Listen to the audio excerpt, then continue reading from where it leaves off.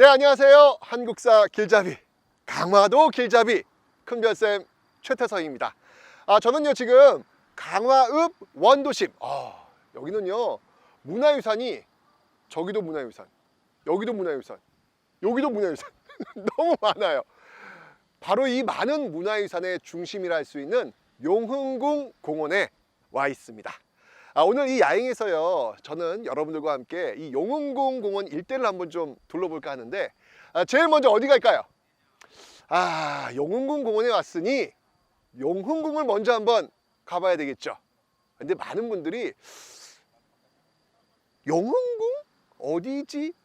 이렇게 생각하시는 분이 많을 텐데, 혹시 몇 달 전에 굉장히 유명한 드라마가 하나 있었죠? 철인왕후 아시나요? 네, 많은 분들이 이 철인왕후가 실존 인물이 아니라고 생각을 하시는데 아닙니다. 실존 인물입니다. 그 철인왕후의 남편, 그러니까 바로 조선의 제25대 왕 철종, 철종이 살았던 곳이 바로 용흥궁입니다. 자, 이 철종과 관련된 이야기는요 너무너무 재밌는 이야기가 많거든요. 특히 제가 말씀드렸습니다, 인생 역전을 꿈꾸십니까? 이곳에 한번 와보시기 바랍니다. 자, 많은 이야기 갖고 있는 25대 철종의 이야기, 그의 집으로 한번 가보시죠. 야, 여기 뭐 강화 문화유산들 사진들도 이쁘게 잘 뽑았는데요. 네, 전 무엇보다도 이 잔디밭, 용흥궁 공원 잔디밭이 너무 좋아요. 여기 보세요. 2021 문화재 야행. 네, 왔으니까 사진 한번 딱 찍으면 사진 잘 나오겠죠. 네, 뭐 저처럼 얼굴이 떨어져도 워낙 조명이 좋아서 잘 나올 겁니다. 2021 강화 문화재 야행 가보죠.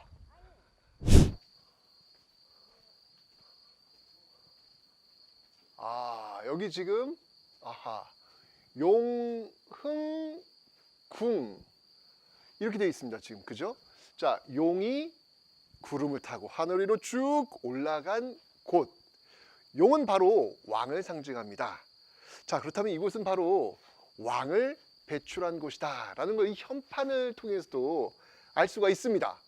그런데 말입니다, 조금 궁금한데, 가만있어. 이 왕이 태어난 곳인데 골목이 좀 너무 기좁아요. 그죠?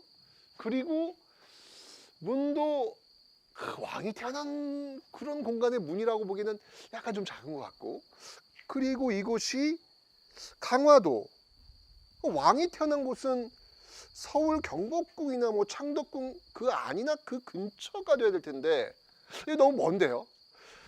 이래저래 이곳엔 정말 무언가 색다른 이야기가 있을 듯한데, 자, 한번 들어가서 그 색다른 이야기의 주인공 철종을 한번 만나볼 텐데요. 일단요, 이 현판의 글씨가 누가 썼냐면 이분도 또 이게 범상치 않은 분이죠. 바로 고종의 아빠, 네, 흥선대원군의 필자라고 합니다. 이래저래 많은 이야기가 있을 것 같아요. 자, 저와 함께 철종을 한번 만나러 들어가 보시죠.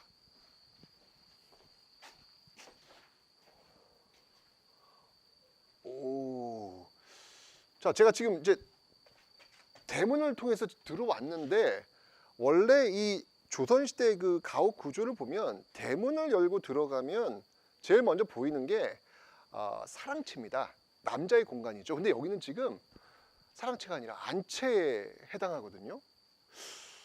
신기한데요. 안채는 말 그대로 안쪽에 있다, 그게 당연히 보이지 않겠죠. 그래서 안채라고 하는데, 여기는 지금 대문 들어오자마자 바로 보인단 말이에요. 이래저래 이 용흥궁 구조가 독특합니다. 상식을 지금 깨고 있죠. 한번 이곳 한번 둘러보도록 하겠습니다.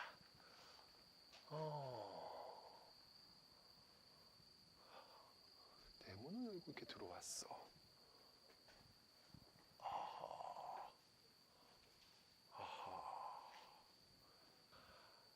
자, 이제 이 어색한 장소의 비밀을 좀 한번 풀어보도록 하겠습니다. 지금은 사실 뭐 이렇게 기와집처럼 참 잘 만들어 놨는데요. 원래 이 공간은요 초가집이 있었던 곳입니다. 꽤 누추한 곳입니다.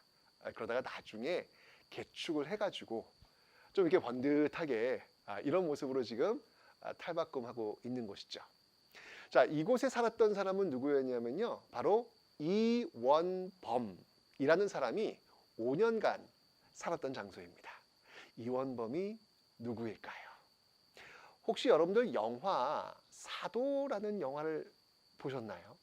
자, 거기 등장하는 주인공이 영조 그리고 그의 아들 사도세자가 등장하죠. 정말 조선 왕조 500년 동안 가장 비극적인 사건, 아버지 영조가 아들 사도세자를 뒤주에 가둬 죽인 사건. 이건 좀 지금 생각해도 좀 끔찍한 사건인데, 바로 이 이원범이라는 사람, 이곳에서 5년간 살았던 이원범이라는 사람이 그 뒤주에 갇혀 죽은 사도세자의 증손자입니다. 자, 그런데 그러면 사도세자의 증손자면 어쨌건 왕족이잖아요. 근데 왕족이 왜 이곳 강화도에 와 있을까요? 이유가 있습니다. 그 이유는 바로 이 집안이 영모에 휩싸였기 때문입니다. 그러니까 이곳에서 5년간 살은 이원범이라는 사람은 바로 역적의 아들인 것이죠. 이 역적의 아들이라고 하면 조만간 사약을 받고 죽을 수도 있습니다. 그런데 여기에 기가 막힌 반전이 있습니다. 바로 역적의 아들 이원범이라는 사람이 조선의 25대 왕 철종으로 등극하는 겁니다. 야, 세상에 이런 반전이 또 있을까요? 로또도 이런 로또는 없을 것 같아요. 그죠? 제가 아까 얘기했잖아요. 인생 역전을 꿈꾸신다면 여러분들 이곳에 오셔가지고 기를 받으셔야 합니다.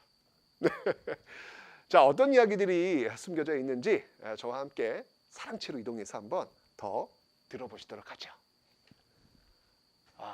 나도 인생 역전을 꿈꾸고 싶다.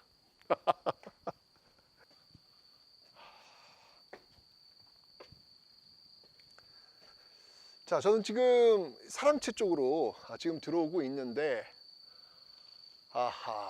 이게 원래 이 사랑채라고 하면 이렇게 딱 들어오잖아요. 그러면 탁 트이고 굉장히 시원하고 좀 이렇게 장대한, 왜냐면 남성들의 공간이니까요. 그죠?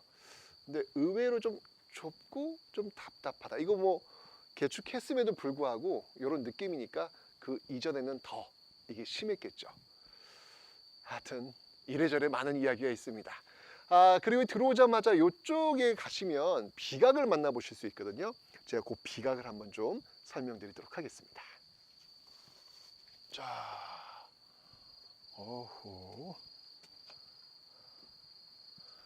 여기 지금 비각이 지금 보이고 있는데, 어디 한번 라이트를 켜고 한번 보도록 하겠습니다. 여기 지금 비석에 뭐라고 써 있냐면 철종조 잠저구기 이렇게 써 있습니다. 그러니까 철종의 잠저라는 어떤 의미인데, 철종이 머물렀다는 거예요. 그런데 잠저라는 뜻이 뭐냐면 정상적 절차에 의해서 왕위에 오르지 않고 다른 방법으로 왕위에 올랐던 사람이 머물렀던 곳, 그곳을 잠저라고 합니다. 그러니까 철종이란 인물은 정상적 방법에 의해서 왕위에 오르지 않았다는 것을 이 비석을 통해서도 볼 수 있네요. 그죠? 자, 오셨으니까 한번 이 비석 한번 둘러보시고 사랑채 한번 다시 보도록 하겠습니다.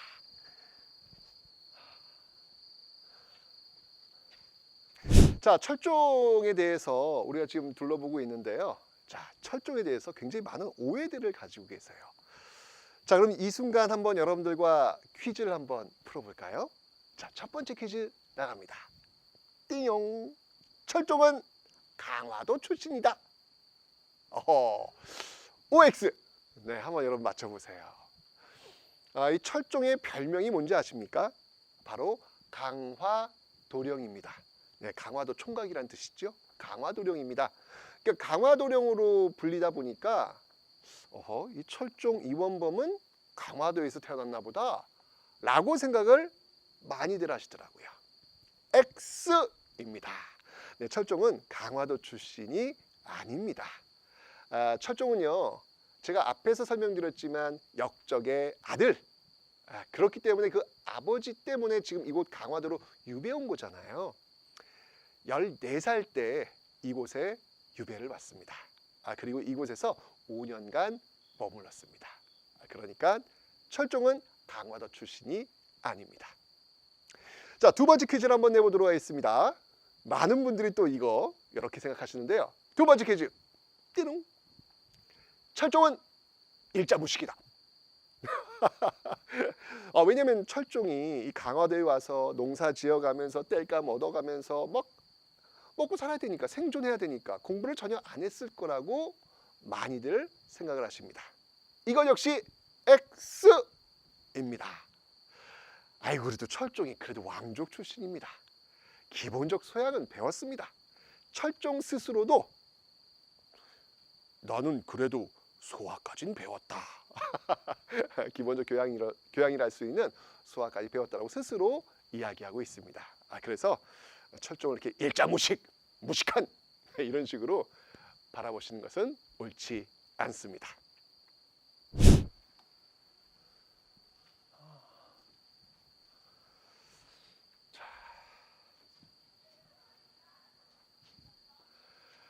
이 철종의 강화도 생활은 어땠을까요?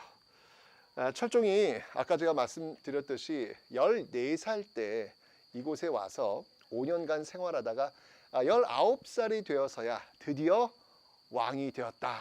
뭐 엄청난 변화가 있었던 건데, 근데 19살이 될 때까지 장가를 가지 않았어요. 자, 19살에 무슨 장가야, 당연하지 라고 생각하실런지 모르겠지만, 조선시대 남자들 같은 경우에는 대략 한 15세, 중학교 한 2학년, 3학년쯤 되면 장가를 가야 돼요. 그러니까 19살이면 벌써 애를 둘, 셋은 낳을 수 있는 그런 나이인 거죠. 그런데 19살이 될 때까지 이곳에서 살면서 장가를 못 갔다. 이유가 무엇이었을까요? 추측컨대 역시 역적의 아들. 그 역적의 아들 집에 그 아들에게 딸을 보내고 싶은 사람이 없었겠구나.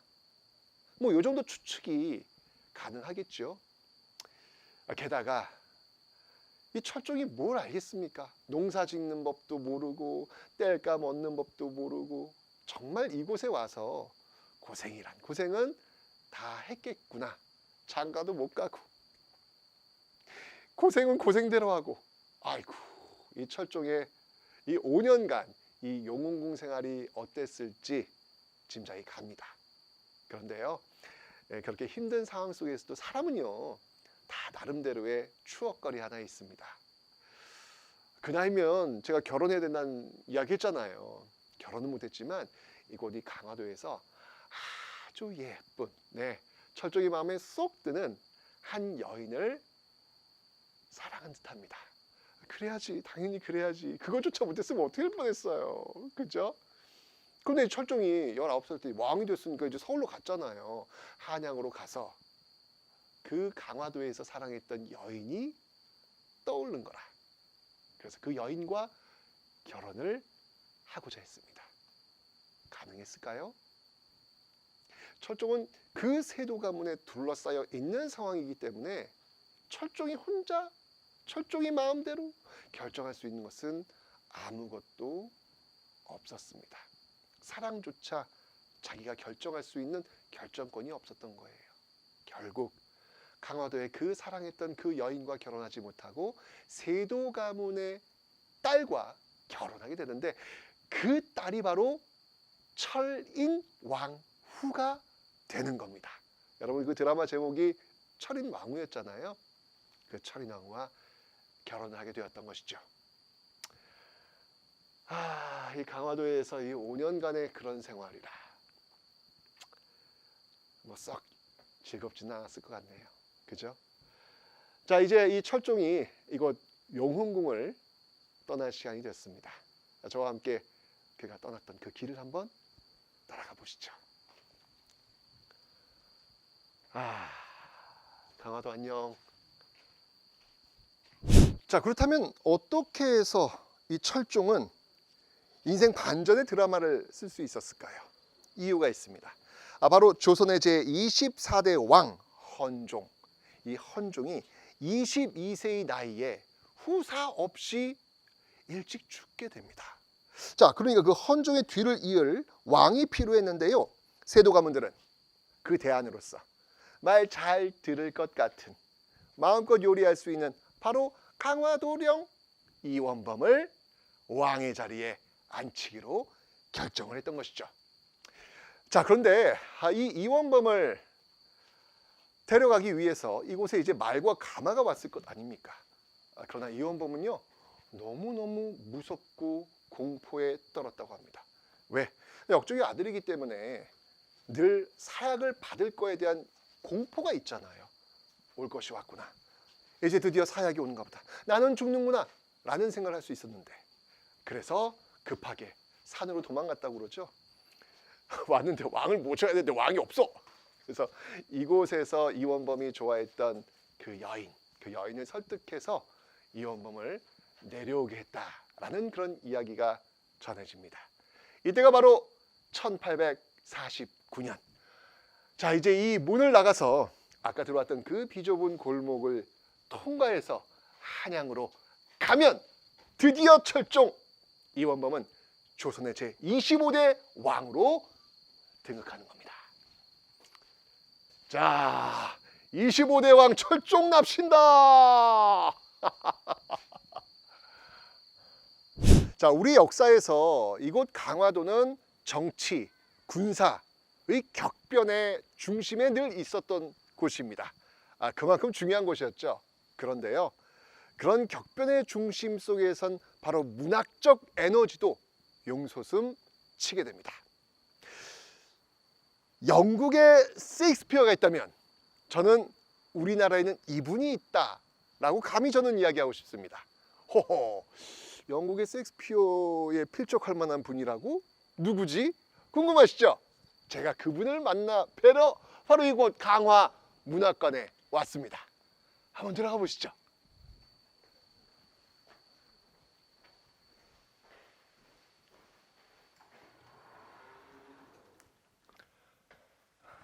네, 궁금하시죠, 여러분들? 들어오자마자 바로 등장합니다. 바로 이분, 민족의 대문호 이규보 선생님이십니다. 전 진짜 영국에 셰익스피어 있다면 당연히 우리에게는 이규보가 있다라고 저는 자신 있게 이야기할 수 있습니다. 자, 이분께서 시를 정말 많이 쓰셨거든요. 그 중에 제가 시 한 수를 읊어드리도록 하겠습니다. 자, 눈을 감으시고요. 배경음악 흐릅니다. 달빛을 탐한 스님이 병 속에 물과 함께 담았네. 절에 다다르면 이윽고 깨닫겠지. 병 기울이면 달빛 또한 텅 비어버린다는 것을. 이거 얼마나 서정적입니까? 뭔가 달빛, 병, 텅 빈, 그런데 동시에 철학적입니다. 왜 불교에서 그런 얘기 하잖아요. 비어있음, 공의 세계. 그런 것들을 지금 이 시에 잘 담아내고 있는 겁니다. 바로 이 이규보는요, 이런 멋들어진 시를 정말 많이 썼는데 그런 시를 모아놓은 책이 있습니다. 자, 그 책이 바로 여기 보시죠. 네, 바로 이 동국 이상국집. 기억하세요? 시험에 많이 나옵니다. 고려의 대문호. 그의 글들을 모아놓은 동국 이상국집. 자, 여기 뜻이 뭐냐면요, 이거 그냥 막무가내로 외우시는 분들이 계시더라고요. 제가 풀어드리겠습니다. 동국, 동쪽의 나라, 바로 고려를 의미합니다. 네, 성입니다. 바로 이규보를 의미합니다. 상국, 이게 끊었을 때 동국 이상 국집 이렇게 읽으시더라고요. 그러면 안 돼요. 동국 이 상국집 이렇게 보셔야 돼요. 왜냐하면 상국이라고 하는 것은 벼슬을 의미합니다. 그러니까 고려의 이규보 재상이 쓴 글을 모아놓은 것이라는 의미가 되겠죠. 이게 바로 동국 이상. 저도 그렇게 읽네요. 동국 이상국집이 되는 것이죠.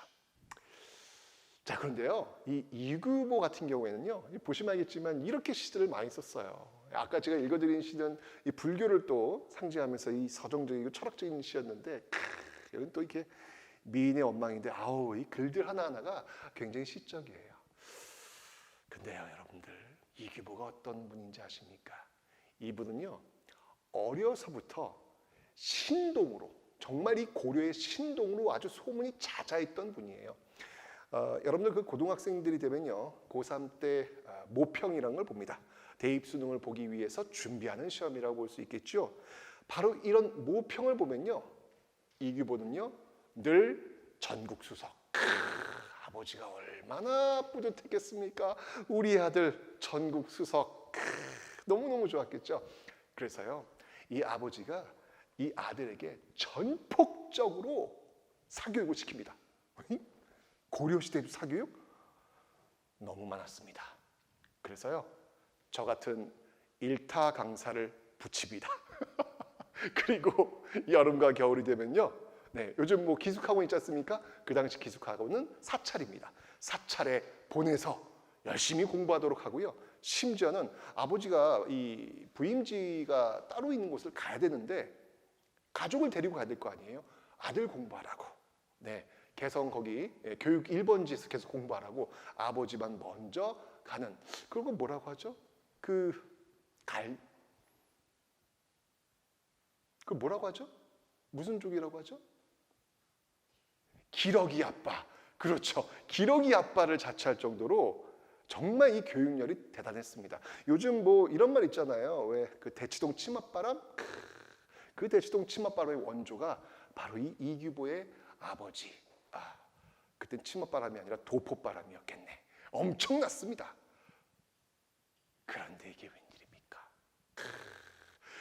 이게 연습을 할 땐 전국수석인데 실전에서 시험을 보면 계속 떨어지네. 이런 학생들이 있어요. 이규보가 그랬습니다. 게다가 이규보가 이거를 좋아해요. 술을 너무 좋아해. 그래서 이 시험에 늘 떨어지는 거예요. 아버지가 얼마나 열받았겠어요. 그래서 이름마저 개명합니다. 원래 이름은요, 이규보가 아니고요, 이인저였습니다. 근데 계속 이인저가 떨어지니까 안 되겠다. 이름을 개명하자 라고 해서 이름을 개명했죠. 그 이름이 바로 이규보. 그리고 합격했습니다. 어쨌건 이 고려의 어떤 그 교육열까지도 볼 수 있는 그런 인물이 이규보, 대문호 이규보였습니다. 여기 지금 보시면 알겠지만 대장각판군신 기고문 이렇게 있는데요. 이규보라고 하는 인물은요, 이곳 강화도에 바로 이 몽골과의 항쟁 그 과정 속에서 이곳에서 많은 글을 남겼습니다. 이규보가 어떤 사람입니까? 이 정말 나라의 그 위기 속에서 우리가 어떤 민족입니까? 바로 고구려의 후손 아닙니까?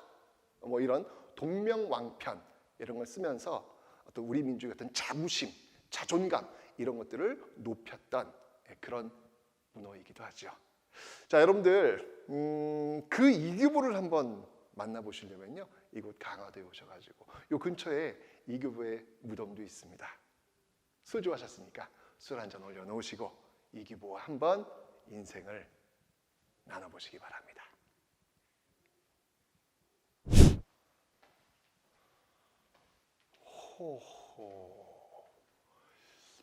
이곳 강화문학관에 오시면 일단 제일 먼저 만나는 분이 바로 이규보. 뭐 이건 이제 이해를 하셨는데, 아니 딱 앞에 보니까 정철이 있습니다. 고려의 시인하면 이규보, 조선의 시인하면 정철 아니겠습니까? 그런데 정철이 강화도와 무슨 사연이 있을까요? 자, 이 정철은요, 그렇죠. 그 유명한 관동별곡, 삼이인곡, 아주 유명한 시인으로서 이 국어 교과서에 많이 실리게 됩니다. 그런데 말입니다. 역사 교과서에서 이 정철은요, 그런 문학적 인물이 아닌 역사의 권력을 다투었던 인물로 묘사가 됩니다. 이 정철은요, 그 상대편 정적들을 제거하기 위해서 정말로 손에 피를 철철 묻혔던, 와, 이거 정말 반전 아닙니까? 문학적 모습과 정치가 정철은 완전 다른 모습이죠. 그런데요, 자신의 손에 그렇게 피를 묻히면서 정적들을 제거했던 정철. 그런데 그 정철이 정적의 대상이 됩니다. 결국 정철은요, 이곳 강화도에 유배 와서 삶을 마감하게 됩니다. 정말 이곳 강화도에 와서 이 정철을 만나면서 정말 인생 무상을 느끼게 됩니다. 어떤 생각을 했을까요?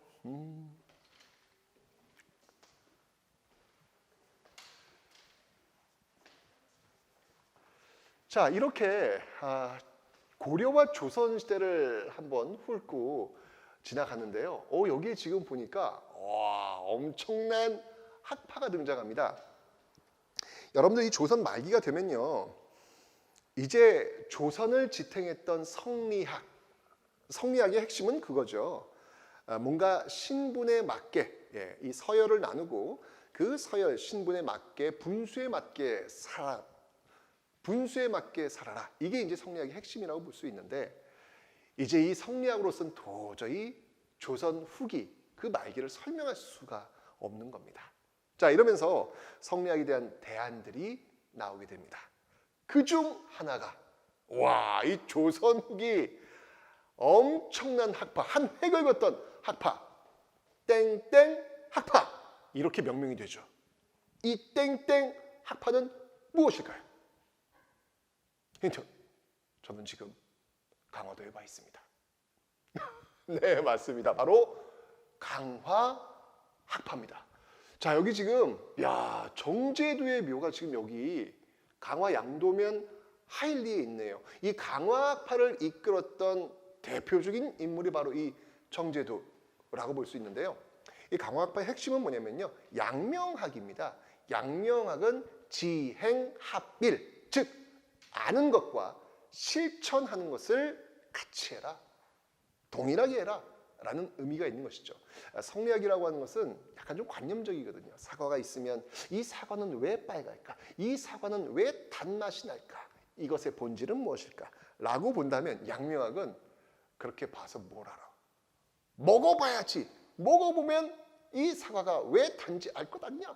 라고 실천을 강조하는 게 바로 이 양명학이었는데, 바로 이 조선 후기 성리학으로 설명할 수 없는 조선 사회를 바로 이 지행합일, 실천을 강조하는 지식인으로서의 모습을 보여주는 강화학파가 유행을 하게 된 겁니다.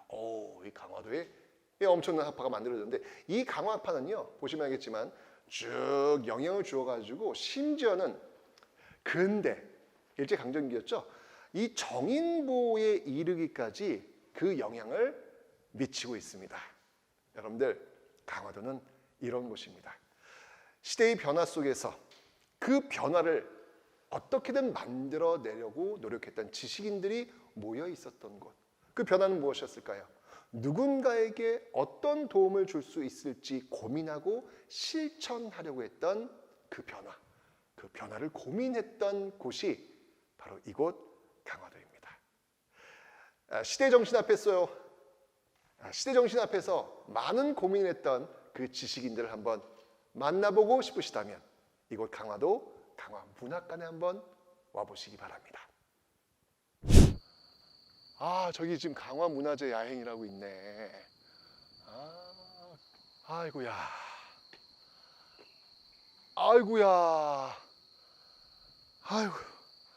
아이고 높다. 여기에 지금 강화도 이 고려 궁지입니다. 그러니까 쉽게 얘기하면 조선의 경복궁이 있었던 그런 공간인데, 경복궁을 가보시면 알겠지만 광화문 앞에 길이 탁 평지로 트이잖아요. 근데 여긴 지금 보시면 알겠지만 제가 참 많이 올라왔거든요. 계단을 밟고 아니 근데 왜 강화도의 고려궁지는 이렇게 계단이 많고 이렇게 높은 곳에 있을까? 이유가 있습니다. 바로 이 궁궐 만드는 스타일이 고려 스타일이기 때문에 그렇습니다. 실제로 고려 그 개경에 가시면요, 고려 궁궐 만월대도 있고 그런 곳이 있는데 딱 이런 스타일이에요. 이게 계단을 올라가서 궁궐이 만들어진 그런 모습이거든요. 그래서 이것도 그대로 고려 스타일대로 만들었던 것입니다. 어제 여러분들 지금 이렇게 저와 함께 이 고려 궁지를 둘러보실 텐데요. 사실 남아있는 게 별로 없습니다. 그저 터만 있고 복원해 놓은 건물들이 좀 있을 뿐이에요. 답사라고 하는 게 뭐냐면요, 바로 그 비어있는 공간에 바로 사람의 이야기를 찾아가는 과정, 그 사람을 만났을 때 비로소 그 죽어있는 공간에 온기가 도는 거거든요. 그 온기를 느꼈을 때 바로 답사의 매력을 느끼게 되는 것입니다. 저와 한번 그 작업을 한번 해보실 텐데요. 그 전에 여기 지금 이제 고려궁지 들어가는 승평문 앞인데 제가 퀴즈 한번 내볼게요. 히틀러, 알렉산더, 이 사람들이 엄청나게 넓은 땅을 확보했잖아요. 그런데 이런 사람들이 확보한 땅보다 더 많은 땅을 가졌던, 침략해서 뺏었던 인물이 있죠. 그 인물이 누굴까요? 세계에서 가장 큰 진짜 말 그대로 광개토 바로 그 인물은 칭기즈칸입니다.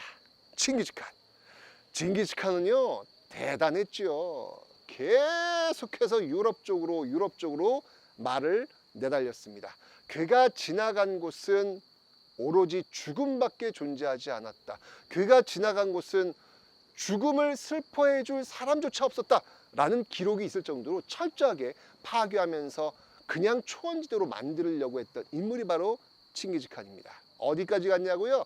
폴란드, 헝가리, 그리고 오스트리아, 빈까지. 와, 어마어마하죠. 그 칭기즈칸이 말을 내달릴 때 있었던 우리 역사가 바로 고려입니다. 자, 이렇게 공포와 죽음의 상징이었던 칭기스칸의 몽골, 그거 아십니까? 고려는요 그 몽골에 맞서 무려 40여 년간 결연히 저항했고요, 결코 고려라는 깃발을 내리지 않았다는 사실. 저는 고려 리스펙, 진짜 존경합니다. 자, 바로 이곳 강화도로 고려가 천도를 해가지고 이곳에서 몽골과 싸웠던 그 자랑스러운 역사 현장, 그곳에서 한번 사람을 한번 만나보도록 하겠습니다. 가보시죠.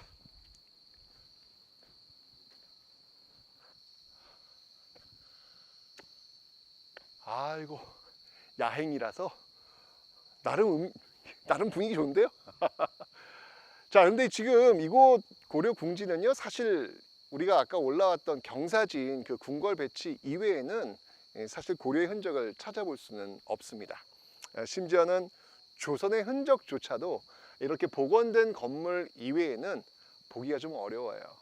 자, 이 건물이 바로 조선시대 강화유수부 동헌이 있었던 곳입니다. 쉽게 얘기하면 이 강화도를 다스리는 사또님이 계셨던 공간이 되겠습니다. 제가 가만히 생각해 봤는데 우리 사또님이 언제 제일 바쁘셨을까? 뭐 평상시에도 바쁘셨겠지만 제일 긴박하고 바빴던 때라고 하면 두 번 정도로 한번 들 수 있을 것 같아요. 첫 번째는 바로 정묘호란 때, 후금이 쳐들어왔을 때 당시 임금이 인조였죠. 그 인조가 이곳 강화도로 피신을 오게 됩니다. 와, 임금이 이곳에 왔으니 아이고, 우리 사또님 얼마나 바쁘셨을까. 두 번째는 병인 양료겠죠. 바로 1866년이었죠. 프랑스가 이곳 강화도를 침략해 왔을 때 또 우리 사또님 정신없이 바쁘셨을 겁니다. 그 나라의 긴박한 순간에 어떻게 대책을 세울지 고민하고 있는 사또님을 한번 만나보시기 바랍니다.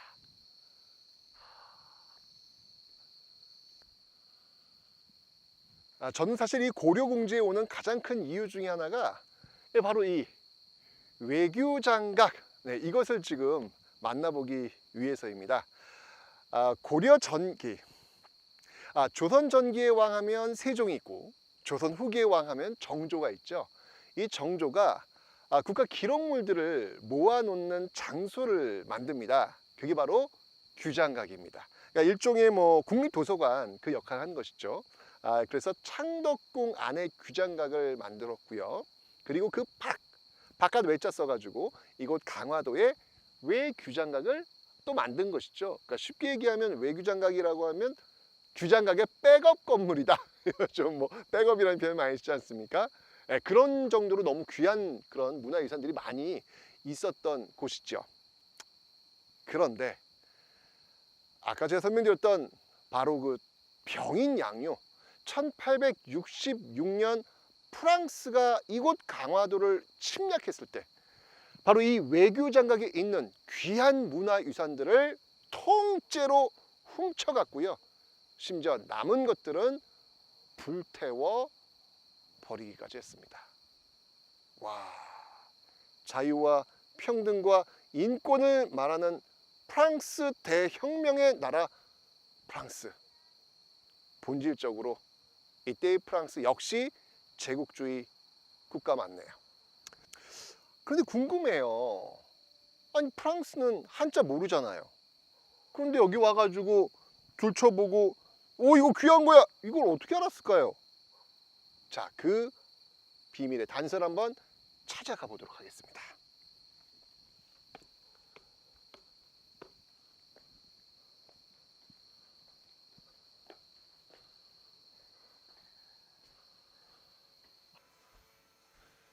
자, 여기서의 그 키워드는 바로 이것입니다. 딱 보세요. 이게 지금 겉 표지가 지금 비단으로 쌓여진 겁니다. 글자를 모르더라도 이걸 본 순간 그 제국주의의 약탈적 감각이 본능적으로 나타날 수밖에 없다는 것이죠. 게다가 페이지를 열어보면요, 엄청나게 자세히 그린 그림들이 정말 한 폭의 그림처럼 쫙 펼쳐지는 페이지들이 나타나게 됩니다. 누구라도 글자 몰라도 그림만 보면 알 수 있잖아요. 바로 이것이 의궤가, 이곳 외교장각에 있는 의궤가 약탈되었던 배경이었던 것이죠. 너무 잘 만들었네. 아이고 아까워라. 아이고 아까워라.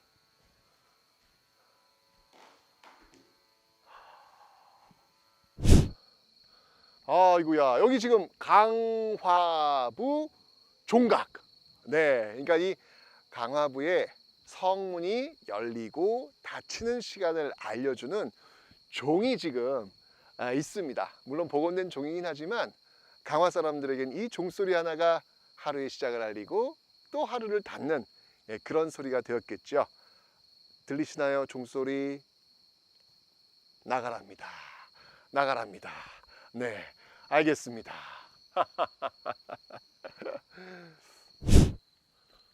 우와, 규모가 엄청나죠?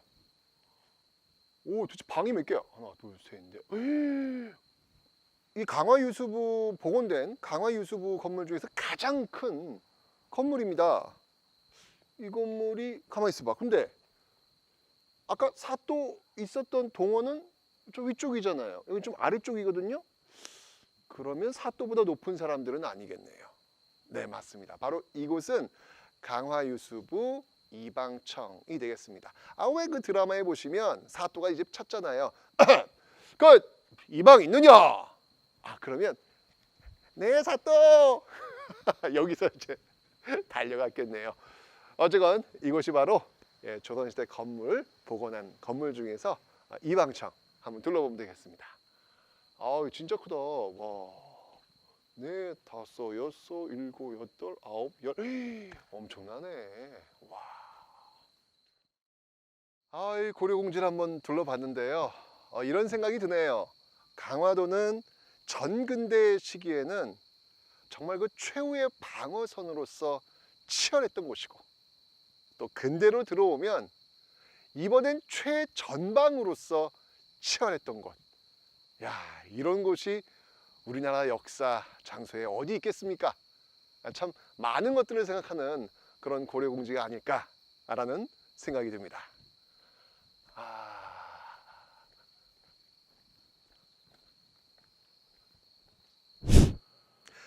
자, 저와 함께한 2021 강화문화재 여행 어떠셨습니까? 저는 사실 이 강화도에 오면 이렇게 설레요. 네, 일단 경치가 좋고 먹거리 많고 그리고 서울에서 가깝습니다. 좋아요. 이런 곳이 어디 있겠습니까? 그죠? 무엇보다도 이 강화도는요, 우리 반만년 역사의 야외 박물관이기도 합니다. 이 반만년의 역사를 모두 담고 있는 그런 멋들어진 장소지요. 그 반만년의 역사를 지켜냈던 그 관문이었던 강화도의 힘, 이곳에 오셔서 한번 느껴보시기 바랍니다. 강화도로 오세요!